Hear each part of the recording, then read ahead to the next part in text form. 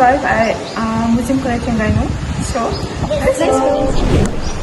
The Terengganu State Museum complex design concept was inspired by Yang Mulia Datuk Raja Kamarul Bahrin Shah. Three main considerations have been made in realizing the design of the main building of the Terengganu State Museum complex. First, it is related to the image or design of the building. The interesting things about the design of this building is the application of traditional Malay architectural elements that are featured in most of the building. This characteristic can be clearly observed on the carved motif on the surface of the walls, door leaves, and filigree above the head of the door.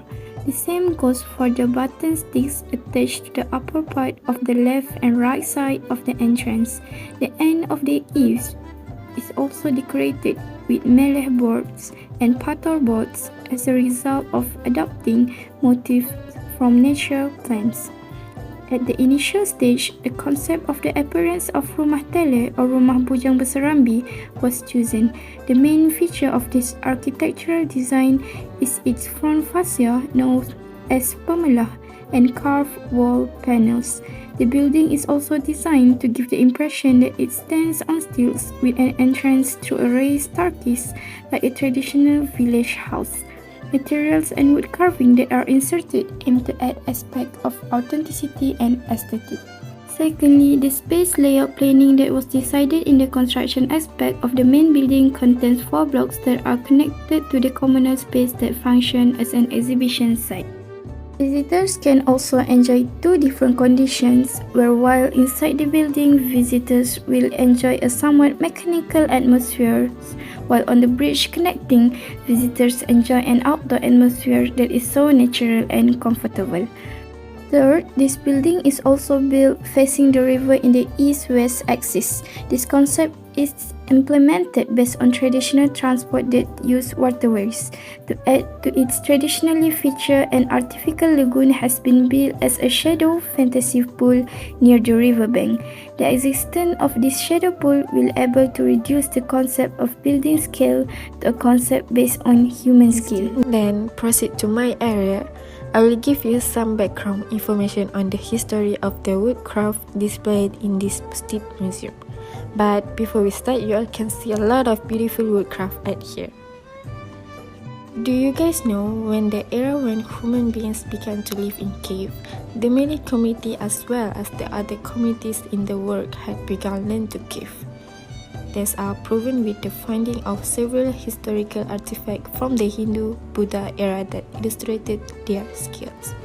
In addition, we can say that woodcraft has become one of the most important characteristics of traditional Malay architecture.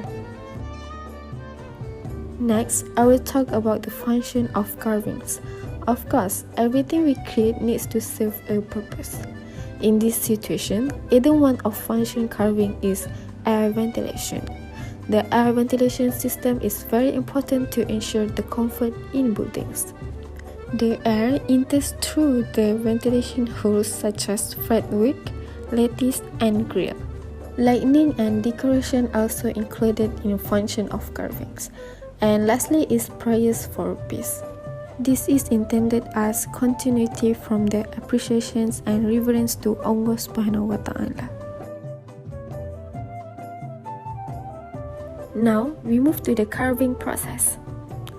Here we can see tool for carvings. The carving process have 4 steps, which is the first is choosing the wood. This process begins with the choosing of suitable types of wood in terms of size, maturity, wood grains, and a few other aspects. The second step is sketching on the wood, and for the third and last step, it has a little similarity, which is half-finished carvings and the finished carvings. This is an example for the carving process. And this is an example for the last step, which is the finished carvings.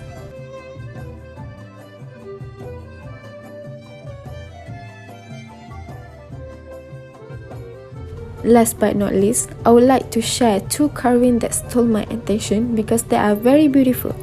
One of that is piercing size with silat, or in Malay we call ukiran tembuk tembus dengan silat. And the second one is piercing size without silat, or in Malay we call ukiran tembuk tembus tanpa silat.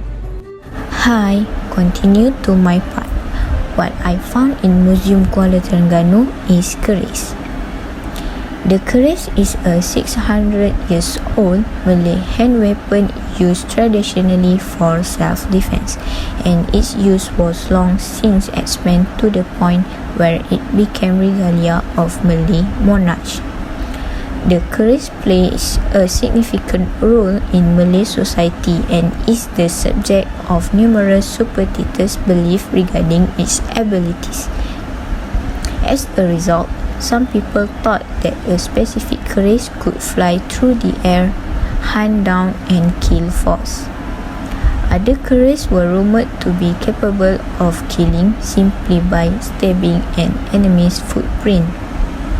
A unique asymmetrical dagger from Indonesia is called a keris. The keris is thought to have magical abilities and serve as both a weapon and a spiritual object.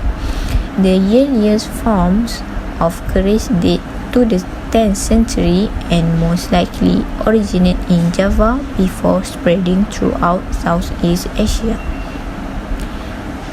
A little history of keris. The keris history is generally traced through the study of carving and bas-relief panels found in Java, Indonesia. Some of the most famous renderings of a keris appear on the bas-relief of Borobudur and Prambanan Temple, originate from Hindu-Buddhist Mataram Kingdom of Central Java. That's all from me. Thank you. Now, let's move to Textile Gallery in Terengganu Museum. The emergence of textiles as a clothing material began to develop after the thread and the weaving process were known to humans. There are various stages to the weaving process, including winding, warping, sizing, and drawing in. This is how a loom, a device used to weave cloth, looks, while the block of wood used to carry the filling strand to the warp was called the shuttle. From ideas, process, and create, finally humans succeed in forming appropriate clothing for the use of various layers society. According to historical records, before the advent of Islam, Malays did not wear clothes on their bodies. However, when the teaching of Islam began to develop, they looked for an identity of complete traditional clothing. The process of foreign culture assimilation in Malaya sparked new thinking in innovation craft products that are high demand in the market commercial such as batik. Terengganu is known as the biggest producer of batik. From the stamped traditional sarong version to the more elaborate and vibrant hand-painted batiks for both casual and evening wear. The hand-painted batik is more Western-inspired and liberal in its use of pattern and colors, and sometimes mixed with traditional motifs drawn from nature and traditional elements. Batik also has universal uses and can be adapted to any product. For example, the pillars in Terengganu Museum are wrapped and decorated with various patterns of batik fabric.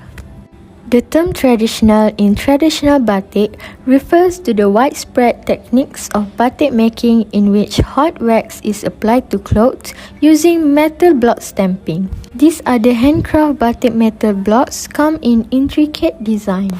Natural dyes sourced from plants such as tulang flowers, turmeric, etc. are also used in batik making. Introduction gold is a status symbol for people in Southeast Asia.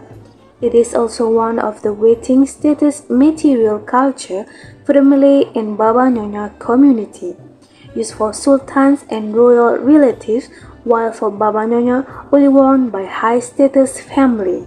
According to Museum Kuala Terengganu, Malaysia since 2000 years ago been unearthed the gold by the ancients. The gold has been mined in Pahang, Terengganu, Mount Ophir, which known as Gunung Ledang, Johor, and Negeri Sembilan. Estimates and written records indicate that by 1839, the Malaysian Peninsula had produced about 1,250 golden pounds. Nonetheless, all the gold mines in Malaysia deplorable been closed now due to higher cost of prospecting and mining them than the profit that had been accumulated. Economically, those gold mining were impractical and are only part of history now. The gold and the diamond jewelry for personal adornment, apart from being a magnetization to the local people, have additionally become a consequential element in the country's economic history. During the glorious era of Malacca Sultanate, the payments for any valuable things were conventionally made with gold dust kept in pouches. There are many jewelries exhibited in Museum Kuala Terengganu, such as earrings, rings, bracelet, necklace, private components cover for arcade kids, hair adjuncts, pouches made with silver plated, and many more. It is shown that Malays are beyond comparison. There are few techniques introduced to make those jewelries by the ancients and still used nowadays. Technique 1 is perforation technique by making hole on the gold. Technique 2, chisel technique by reduce the small part of the gold. Technique 3 is known as carrot technique, which is also known as filigree, is the process of manipulation of thin strip of the gold. And the last one is pahat silat technique, is done by carving the gold.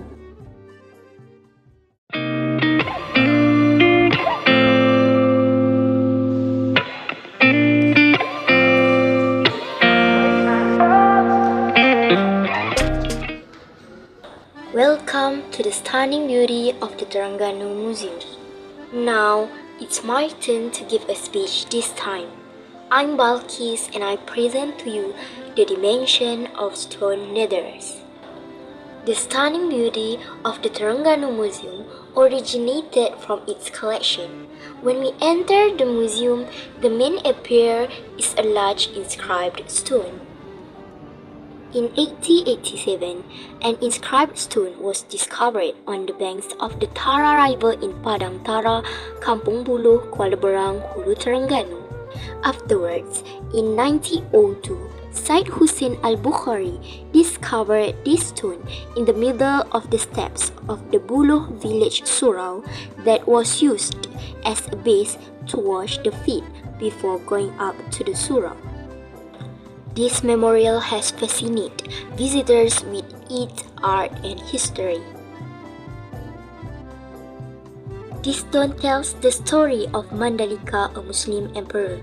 Notes that had written in Malay language Jawi scripts in the early 14th century have talked about Islamic law on those who do wrong on the side of Islam, such as punishment for cheating wives or husband and so on. Pada pandangan saya, batu bersurat ini merupakan tanda atau lambang kepada peradaban Melayu Islam sekarang. Tulisan Jawi yang ditulis juga menunjukkan kewujudan pemerintah Islam dan sistem tulisan Jawi. Oleh itu, saya berasa orang Terengganu mesti berbangga dengan adanya batu bersurat ini. Today, we can see the replica of the stone is placed everywhere, but only at the Terengganu.